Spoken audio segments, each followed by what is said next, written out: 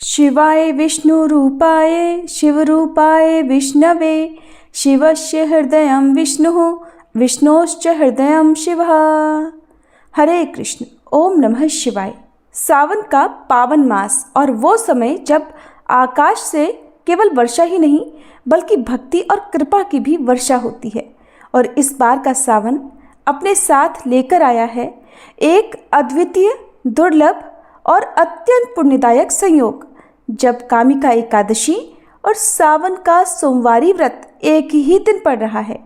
ये संयोग केवल पंचांग में ही दुर्लभ नहीं बल्कि ये आत्मा के कल्याण का अद्भुत वार है, क्योंकि इस दिन हम पूजते हैं भगवान शिव को भी और भगवान विष्णु को भी। और यही दिन हरिहर एकत्व की उस भावना को पुनः जगाता है जिसे कभी कोई ग्रंथ अलग नहीं कर सका। लेकिन कलयुग के लोगों ने क्या किया? कभी किसी ने कहा मैं केवल शिव का भक्त हूँ, कभी किसी ने कहा मैं केवल विष्णु भक्त हूँ। और इस तरह भक्तों ने ही दोनों भगवानों के बीच भेदभाव खड़ा कर दिया। तभी स्वयं श्री हरि ने एक कथा के माध्यम से ये स्पष्ट किया कि जो व्यक्ति भगवान शिव को मुझसे भिन्न मानता है वह मेरी भक्ति का अधिकारी नहीं हो सकता। और उसी भावना से जुड़ी है ये कामिका एकादशी की कथा। इसलिए इससे पहले कि आप कामिका एकादशी की पुण्य कथा को सुने, आइए पहले सुनते हैं एक ऐसी कथा जो बताती है कि भगवान विष्णु और भगवान शिव में कोई भेद नहीं बल्कि वे एक ही शक्ति के दो स्वरूप हैं। एक संहार करते हैं ताकि सृजन हो सके और दूसरा पालन करते हैं ताकि जीवन पनप सके। एक समय की बात है, भगवान नारायण वैकुंठ लोक में विश्राम कर रहे थे। उन्हें निद्रा आ गई थी। तभी अपने स्वप्न में उन्होंने भगवान शंकर को देखा जो लाखों चंद्रमाओं की तरह चमक रहे थे। त्रिशूल और डमरू धारण किए हुए सोने के आभूषणों से भगवान शंकर सुसज्जित थे और इंद्र द्वारा पूजित थे। शिव जी उनके सामने आनंदित होकर नृत्य कर रहे थे। ये देखकर भगवान विष्णु आनंदित हो उठे और वे अपनी शैया पर बैठकर विचारमग्न हो गए। देवी लक्ष्मी ने देखा तो पूछा, प्रभु आप अचानक जाग क्यों गए? भगवान विष्णु कुछ समय तक मौन रहे, आनंद में डूबे रहे। आखिरकार उन्होंने कहा, देवी मैंने आज अपने स्वप्न में भगवान महेश्वर को देखा। उनका रूप अनुपम, आनंद और सौंदर्य से भरा हुआ था। ऐसा लगता है कि शंकर जी ने मुझे याद किया है। क्या सौभाग्य है। चलो देवी कैलाश चलते हैं और महादेव को देखें। तब भगवान विष्णु देवी लक्ष्मी जी को साथ लेकर कैलाश की ओर चल पड़े। वे आधे रास्ते ही पहुंचे थे कि उन्होंने देवी पार्वती के साथ भगवान शंकर को आते देखा, क्योंकि भगवान शिव ने जो कैलाश पर्वत पर विराजमान थे उन्होंने भी ऐसा ही स्वप्न देखा था। उनका आनंद अपार था। उन्होंने एक दूसरे को देखते ही गले लगा लिया। खुशी के आंसू दोनों के नेत्रों से बह रहे थे। वे कुछ क्षणों के लिए मौन रहे, एक दूसरे को गले लगाए हुए। अपने स्वप्नों को साझा करने के बाद वे दोनों एक दूसरे के धाम जाने पर जोर देने लगे। तब नारायण भगवान ने कहा, चलिए प्रभु वैकुंठ चलते हैं। तब शंकर भगवान ने कहा, चलो कैलाश चलते हैं। उनका प्रेम इतना गहरा था कि ये निर्णय करना कठिन था कि कहाँ जाएं। तभी देवर्षि नारद आ गए अपनी वीणा बजाते हुए, नारायण नारायण। प्रभु क्या बात है? तब दोनों ने उनसे ही निर्णय करने का अनुरोध किया। नारद दिव्य मिलन से अभिभूत आनंद पूर्वक उनके गुण गाने लगे। वे तो अपने सामने भगवान शिव और भगवान नारायण को देखकर ही अभिभूत थे, आनंद मगन थे। इसलिए वे कोई निर्णय कर ही नहीं पाए। निर्णय न कर पाने के कारण ये तय हुआ कि अब देवी उमा स्वयं निर्णय करें। देवी उमा ने भी एक क्षण के मौन के बाद कहा, हे देवो, आपका शुद्ध और अद्वितीय प्रेम दिखाता है कि आपके धाम एक जैसे हैं। कैलाश वैकुंठ है और वैकुंठ कैलाश है, केवल नाम ही अलग हैं। ऐसा लगता है कि आपकी तो आत्माएं एक हैं, केवल शरीर ही अलग हैं। मैं भी मानती हूँ कि आपकी पत्नियां एक हैं। मैं लक्ष्मी में हूँ और लक्ष्मी मुझ में है। मुझे ऐसा लगता है कि जो कोई भी आप में से एक का तिरस्कार करता है वह वास्तव में दूसरे का तिरस्कार करता है, और जो कोई भी आप में से एक की ही पूजा कर लेता है वो दूसरे की भी पूजा कर लेता है। जो लोग आप दोनों में अंतर देखते हैं वे बहुत कष्ट पाएंगे। मुझे तो लगता है कि आप दोनों स्वयं मुझे परख रहे हैं, मुझे ही भ्रमित कर रहे हैं। इसलिए हे देवताओं, मैं तो आप दोनों से अनुरोध करती हूँ कि अब आप अपने अपने धाम लौट जाइए। भगवान नारायण को सोचना चाहिए कि वह शिव के रूप में वैकुंठ जा रहे हैं, और भगवान शंकर को भी विचार करना चाहिए कि वह भगवान विष्णु के रूप में कैलाश जा रहे हैं। देवी उमा के इस निर्णय से दोनों देवता अत्यंत प्रसन्न हुए और उन्होंने देवी उमा की प्रशंसा की। उनका धन्यवाद करने के बाद वे दोनों अपने अपने धाम में अपनी पत्नी सहित चले गए। वैकुंठ लोक पहुंचने पर देवी लक्ष्मी ने उनसे पूछा, भगवान अब आप बताइए आपके लिए सबसे प्रिय कौन है? तब भगवान विष्णु ने उत्तर दिया, प्रिय मेरे आराध्य तो भगवान शंकर हैं। वे मुझे अपने शरीर के समान प्रिय हैं। एक बार शंकर जी और मैं पृथ्वी पर घूमने निकले थे। मैं किसी ऐसे व्यक्ति की खोज में था जो मेरी तरह अपने प्रिय की खोज करता हो। तब मैंने भगवान शंकर से भेंट की और हम एक दूसरे की ओर ऐसे खिंच गए जैसे हम पहले मिल चुके हों। मैं जनार्दन हूँ और मैं महादेव भी हूँ, और वह महादेव है और जनार्दन भी हैं। हमें कोई अंतर नहीं है। ऐसा अंतर नहीं है जैसे दो बर्तनों में रखा हुआ पानी। शिव जी के भक्त मुझे प्रिय हैं, लेकिन जो लोग शिव जी की पूजा नहीं करते वे मुझे कभी प्रिय नहीं हो सकते।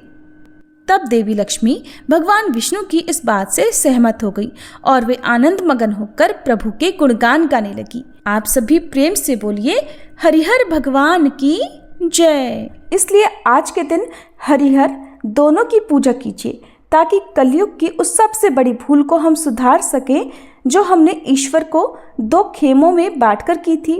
अब आइए आपको लेकर चलते हैं उस दिव्य स्थल की ओर जहां हस्तिनापुर की राजसभा में युधिष्ठिर महाराज प्रभु श्री कृष्ण की प्रतीक्षा कर रहे हैं और प्रभु अपने दिव्य विमान पर आरूढ़ होकर कामिका एकादशी की कथा सुनाने पधारने वाले हैं। स्वर्ण से भी अधिक प्रकाशमान एक दिव्य रथ आकाश से उतर रहा है। उसके पहियों से आ रही ध्वनि कोई साधारण नाद नहीं, वो है धर्म का आह्वान। उसके चारों ओर वैजयंती और मंदार पुष्पों की वर्षा हो रही है और दिशाएं देव गंधर्वों के स्वर से गूंज रही हैं। उस दिव्य रथ पर विराजमान है स्वयं भगवान श्री कृष्ण, जिनके नेत्रों में करुणा है, मुख पर मुस्कान और मस्तक पर दिव्य तेज। वे केवल हस्तिनापुर की ओर ही नहीं बढ़ रहे बल्कि हर उस हृदय की ओर आ रहे हैं जो भक्ति, सत्य और मोक्ष की राह पर चलना चाहता है। राजसभा में युधिष्ठिर महाराज श्रद्धा से खड़े हैं, हाथ जोड़कर प्रतीक्षा कर रहे हैं, क्योंकि ये कोई साधारण दिन नहीं, ये है एकादशी, और वो भी कामिका एकादशी, जो पापों को हरती है और हर हृदय को हरि से जोड़ती है। इस पावन दिन जब भगवान स्वयं उतरते हैं कथा सुनाने, तो क्या आप भी तैयार हैं अपने मन रथ को भक्ति में साधने के लिए? आइए अब आरंभ करते हैं वो कथा जो न केवल पुण्य का मार्ग दिखाती है बल्कि भक्त और भगवान के मध्य वो अमर संबंध भी प्रकट करती है जो कभी नहीं टूटता, कभी नहीं मिटता। भगवान श्री कृष्ण को प्रणाम करने के बाद धर्मराज युधिष्ठिर ने भगवान से हाथ जोड़कर पूछा, हे प्रभु, मैंने आषाढ़ मास के शुक्ल पक्ष की देवशयनी एकादशी का सविस्तार वर्णन सुना। अब आप मुझे श्रावण मास के कृष्ण पक्ष की एकादशी की कथा सुनाने की भी कृपा करें। इस एकादशी का नाम क्या है? इसकी विधि क्या है? इसमें किस देवता का पूजन होता है?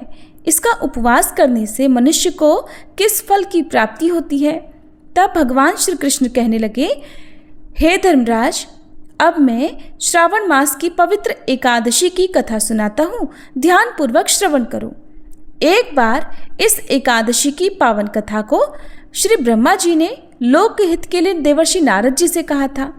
एक बार नारद जी ने कहा, हे पितामह, आज मेरी श्रावण के कृष्ण पक्ष की एकादशी की कथा सुनने की इच्छा है। अतः आप इस एकादशी की व्रत कथा का विधान सहित वर्णन कीजिए। देवर्षि की इस इच्छा को सुनकर श्री ब्रह्मा जी ने कहा, हे नारद जी, आपने बहुत ही सुंदर प्रस्ताव किया है। अब आप बहुत ध्यानपूर्वक इसे श्रवण कीजिए। श्रावण मास के कृष्ण पक्ष की एकादशी का नाम कामिका है और इस एकादशी की कथा के श्रवण मात्र से ही वाजपेयी यज्ञ के फल की प्राप्ति होती है। कामिका एकादशी के उपवास में शंख चक्र गदाधारी भगवान श्री हरि का पूजन होता है। जो मनुष्य इस एकादशी को धूप दीप नैवेद्य आदि से भगवान विष्णु की पूजा करते हैं, उन्हें गंगा स्नान के फल से भी उत्तम फल की प्राप्ति होती है। सूर्य ग्रहण और चंद्र ग्रहण में केदार और कुरुक्षेत्र में स्नान करने से जिस पुण्य की प्राप्ति होती है, वह पुण्य कामिका एकादशी के दिन भगवान विष्णु की भक्तिपूर्वक पूजा करने से मिल जाता है। भगवान विष्णु की श्रावण मास में भक्तिपूर्वक पूजा करने का फल समुद्र और वन सहित पृथ्वी दान करने के फल से भी अधिक होता है। व्यतिपात योग में गंडकी नदी में स्नान करने से जो फल प्राप्त होता है, वह फल भगवान की पूजा करने से मिल जाता है। संसार में भगवान की पूजा का फल सबसे अधिक है, इसलिए भक्तिपूर्वक भगवान की पूजा ना बन सके तो श्रावण मास के कृष्ण पक्ष की कामिका एकादशी का उपवास करना चाहिए। आभूषणों से युक्त बछड़ा सहित गौदान करने से जो फल मिलता है, वह फल एकमात्र कामिका एकादशी के उपवास से ही मिल जाता है। जो उत्तम द्विज श्रावण मास के कृष्ण पक्ष की कामिका एकादशी का उपवास करते हैं और भगवान विष्णु का पूजन करते हैं, उनसे सभी देव, नाग, किन्नर, पितृ आदि की पूजा हो जाती है। इसलिए पाप से भयभीत होने वाले व्यक्तियों को विधि विधान सहित इस उपवास को करना चाहिए। संसार सागर और पापों में फंसे हुए मनुष्यों को इनसे मुक्ति के लिए कामिका एकादशी का व्रत करना चाहिए, क्योंकि इस एकादशी के उपवास से समस्त पाप भी नष्ट हो जाते हैं। संसार में इससे अधिक पापों को नष्ट करने वाला कोई अन्य उपाय ही नहीं है। हे नारद, स्वयं भगवान ने अपने मुख से कहा है कि मनुष्य को आध्यात्म विद्या से जो फल प्राप्त होता है, उससे अधिक फल कामिका एकादशी का व्रत करने से मिल जाता है। इस उपवास के करने से मनुष्य को न यमराज के दर्शन होते हैं और न ही नरक के कष्ट भोगने पड़ते हैं। वह स्वर्ग का अधिकारी बन जाता है। जो मनुष्य इस दिन तुलसी पत्र से भक्तिपूर्वक भगवान विष्णु का पूजन करते हैं, वे इस संसार सागर में रहते हुए भी इस प्रकार अलग रहते हैं जिस प्रकार कमल पुष्प जल में रहता हुआ भी जल से अलग रहता है। तुलसी दल से भगवान श्री हरि का पूजन करने का फल 1 बार स्वर्ण और 4 बार रजत दान के फल के समान माना जाता है। भगवान श्री विष्णु रत्न, मोती, मणि आदि आभूषणों की अपेक्षा तुलसी दल से अधिक प्रसन्न होते हैं। जो मनुष्य प्रभु का तुलसी दल से पूजन करते हैं, उनके सभी पाप ताप नष्ट हो जाते हैं। ब्रह्मा जी कहते हैं, हे नारद, मैं भगवान की अति प्रिय श्री तुलसी जी को प्रणाम करता हूँ। तुलसी जी के दर्शन मात्र से मनुष्य के सभी पाप नष्ट हो जाते हैं और शरीर के स्पर्श मात्र से मनुष्य पवित्र हो जाता है। तुलसी जी को जल से स्नान कराने से मनुष्य की सभी यम यातनाएं नष्ट हो जाती हैं। जो मनुष्य तुलसी जी को भक्तिपूर्वक भगवान के श्री चरण कमलों में अर्पित करता है, उसे मुक्ति मिल जाती है। और जो इस पवित्र कामिका एकादशी की रात को मनुष्य जागरण करते हैं तथा दीपदान करते हैं, उनके पुण्यों को लिखने में तो स्वयं चित्रगुप्त भी असमर्थ है। एकादशी के दिन जो मनुष्य भगवान के समक्ष दीपक प्रज्वलित करते हैं, उनके पितर स्वर्गलोक में अमृत का पान करते हैं। भगवान के समक्ष जो मनुष्य घी या तिल के तेल का दीप जलाते हैं, उनको सूर्यलोक में भी सहस्त्रों दीपकों का प्रकाश मिलता है। इसलिए कामिका एकादशी का व्रत प्रत्येक मनुष्य को करना ही चाहिए। इस व्रत के करने से ब्रह्म हत्या आदि के सभी पाप नष्ट हो जाते हैं और इह लोक में सुख भोग कर प्राणी अंत में विष्णु लोक को जाते हैं। कामिका एकादशी के इस पावन महात्म्य के श्रवण और पठन से भी मनुष्य स्वर्ग लोक को प्राप्त करते हैं। इसलिए कथा का सार ये है कि भगवान श्री हरि ही सर्वोपरि हैं। वे अपने भक्तों की निश्चल भक्ति से ही सहज ही प्रसन्न हो जाते हैं। तुलसी जी भगवान विष्णु की अति प्रिया हैं। भगवान श्री हरि हीरे मोती सोने चांदी से इतने प्रसन्न नहीं होते जितनी प्रसन्नता उन्हें तुलसी दल के अर्पण करने पर होती है। कामिका एकादशी के विषय में एक कथा प्रचलित है, जिसके अनुसार बहुत समय पहले की बात है, किसी गांव में एक क्षत्रिय रहता था। एक दिन रास्ते में किसी ब्राह्मण से किसी बात पर उसकी कहासुनी हो गई। बात बढ़ी और क्षत्रिय ने आवेश में आकर ब्राह्मण को धक्का दे दिया। दुर्भाग्यवश वह ब्राह्मण गिरा और गिरते ही उसकी मृत्यु हो गई। घटना के कुछ ही समय बाद क्षत्रिय को अपने किए पर पछतावा हुआ। उसने ब्राह्मण के अंतिम संस्कार की जिम्मेदारी ली और गांव के लोगों से क्षमा भी मांगी, लेकिन गांव के विद्वानों और पंडितों ने साफ मना कर दिया। उन्होंने कहा, तुम पर ब्रह्महत्या का दोष है। जब तक तुम इसका प्रायश्चित नहीं करते, हम कोई धार्मिक कार्य में शामिल नहीं होंगे। अब क्षत्रिय परेशान था। उसने बार बार विनती की कि उसे कोई उपाय बताया जाए जिससे वह इस पाप से मुक्त हो सके। तब पंडितों ने उसे सलाह दी, अगर तुम सच्चे मन से सावन के कृष्ण पक्ष की एकादशी यानी कामिका एकादशी का व्रत करो, भगवान विष्णु की पूजा करो और ब्राह्मणों को भोजन कराओ और दान दो, तो तुम इस अपराध से मुक्त हो सकते हो। क्षत्रिय ने बिना देर किए व्रत की तैयारी शुरू की। उसने पूरे नियमों के साथ उपवास रखा, भगवान विष्णु की पूजा की, तुलसी अर्पित की और रात भर जागरण भी किया।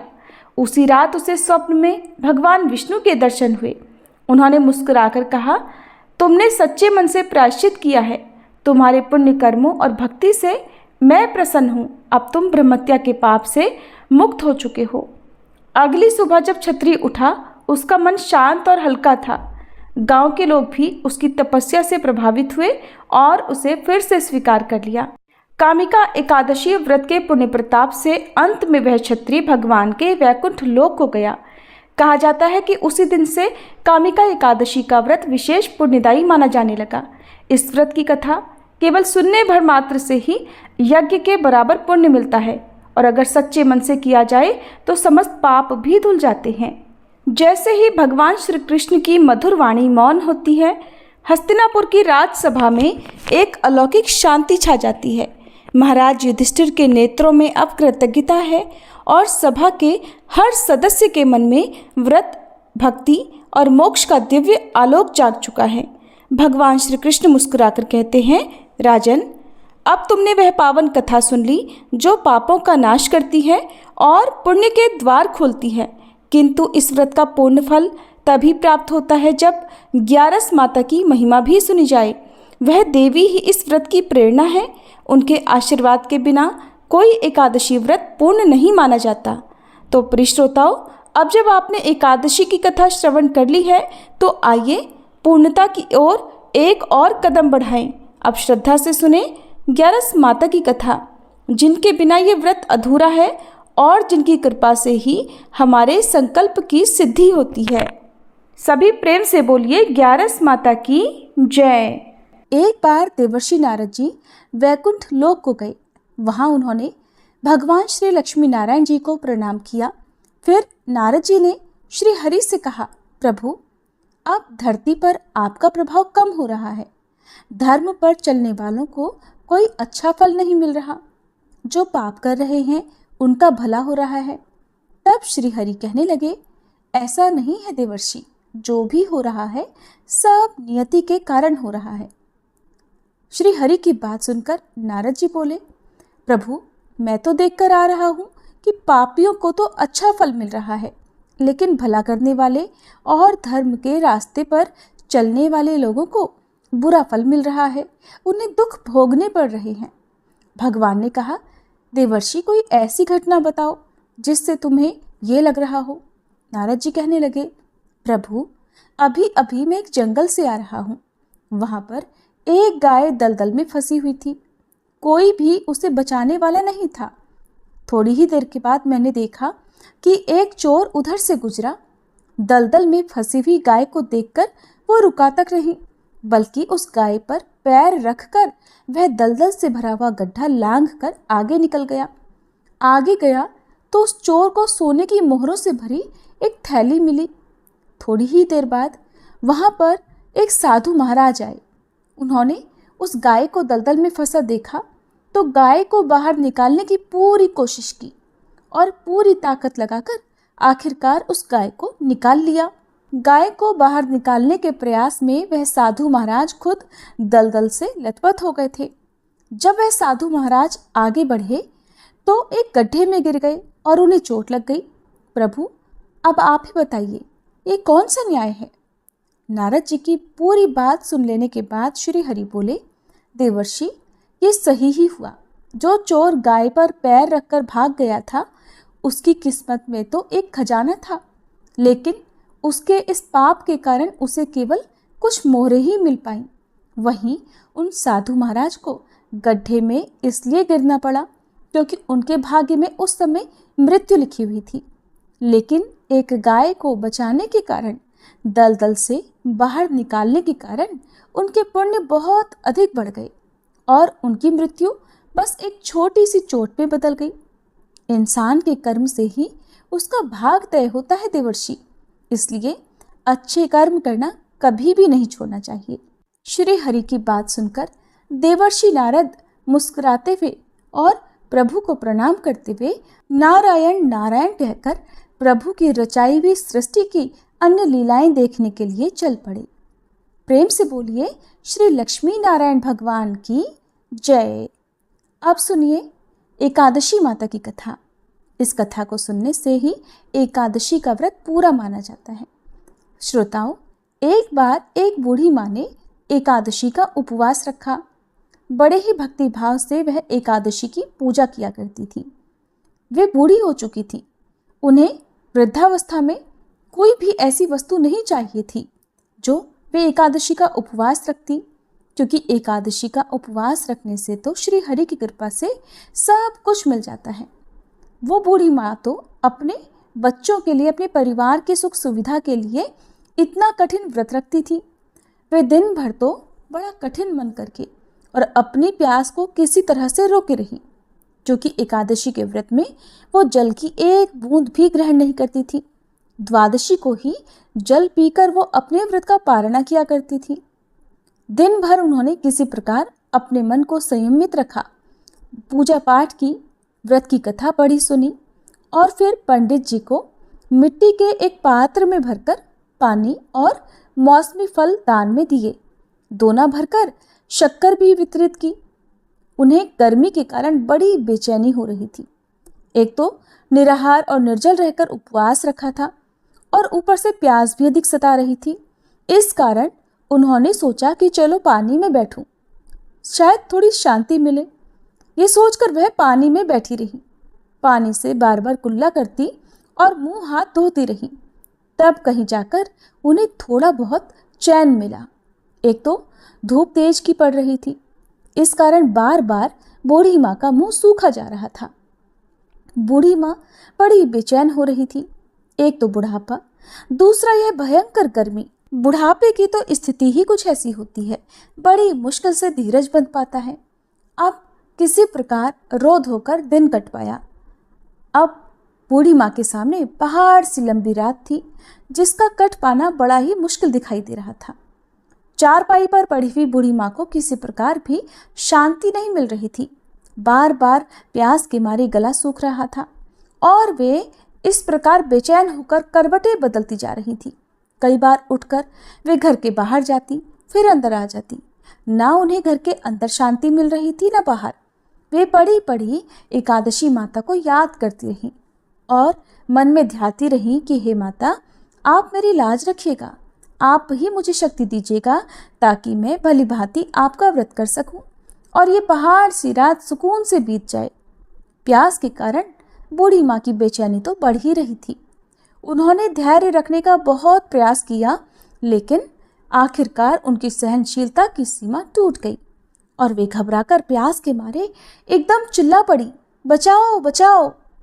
बूढ़ी माँ का चिल्लाना सुनकर उनके परिवार के सभी सदस्य उनके आसपास इकट्ठा हो गए और बूढ़ी माँ की चारपाई के पास पहुंच गए। सब बोले, अम्मा जी क्या हुआ, आपको क्यों चिल्ला रही हो? और जब आपसे व्रत नहीं रखा जाता तो इस बुढ़ापे में इतना कठिन व्रत क्यों कर रही हो? अम्मा जी अगर शरीर में ताकत है तभी तो भक्ति हो पाएगी, आप पानी पी लीजिए। बूढ़ी माँ अपने परिवारजनों से बोली, मेरे तो प्यास के मारे प्राण ही निकले जा रहे हैं, जरा जल्दी से मेरी छाती पर ठंडे पानी का घड़ा तो रख दो। नातियों ने दौड़कर दादी की छाती पर ठंडे पानी का बर्तन रख दिया। तब कहीं जाकर उन्हें थोड़ा बहुत सुकून मिला, और जब सुकून मिला तो थोड़ी देर के लिए उन्होंने अपनी आंखें बंद कर ली। इधर एकादशी माता सोचने लगी, ये है तो बूढ़ी माँ, लेकिन बड़े नियम से मेरा व्रत रखती हैं, चलकर इनकी परीक्षा लेनी चाहिए।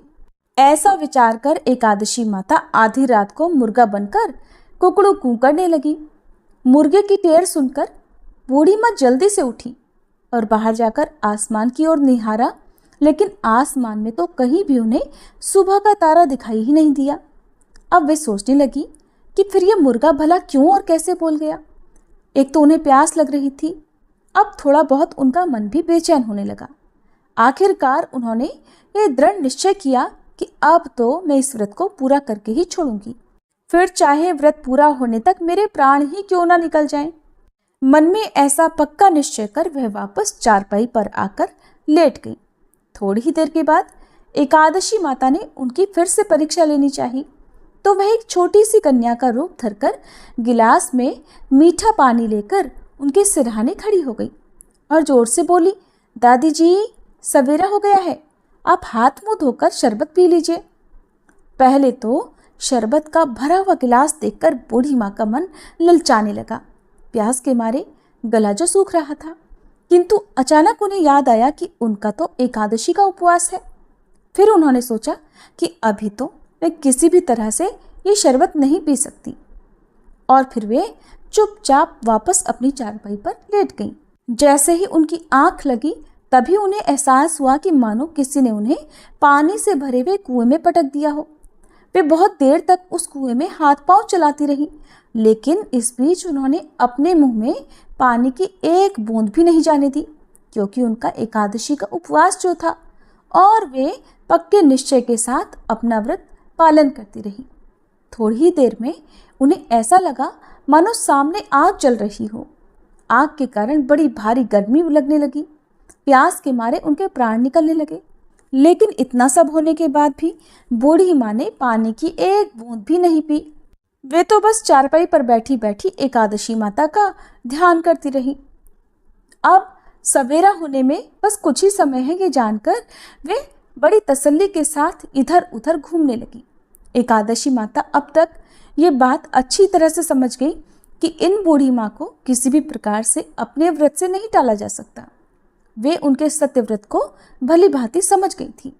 अब सवेरा हो गया तो बूढ़ी माँ ने स्नान किया, भगवान श्री हरि का पूजन किया, फिर एकादशी माता की कथा सुनी, ब्राह्मणों को दक्षिणा देकर भोजन कराया, तब कहीं जाकर उन्होंने जल ग्रहण किया। कन्याओं को भोजन कराने के बाद बूढ़ी माँ ने फिर स्वयं भोजन किया, और उस श्रेष्ठ व्रत के प्रभाव से बूढ़ी अम्मा की आयु में वृद्धि हो गई, उनकी आयु बढ़ गई। उनका घर परिवार हरा भरा हो गया। अब उनके घर में किसी भी चीज का कोई अभाव नहीं रहा। उनका घर हर प्रकार के सुख साधनों से भर गया। नाती नातिन से उनका घर भर गया, और वे उसी दिन से 12 महीने की एकादशी का व्रत करने लगी। एकादशी माता के व्रत के पुण्य प्रताप से इस संसार में हर प्रकार के सुख भोग कर वह बूढ़ी माँ अंत में भगवान श्री हरि के धाम को चली गई। जैसे एकादशी माता ने उन बूढ़ी माँ को और उनके परिवार को हरा भरा किया, वैसे ही हे एकादशी माता हम सभी की मनोकामनाएं पूर्ण कीजिएगा। प्रेम से बोलिए श्री लक्ष्मी नारायण भगवान की जय। एकादशी माता की जय।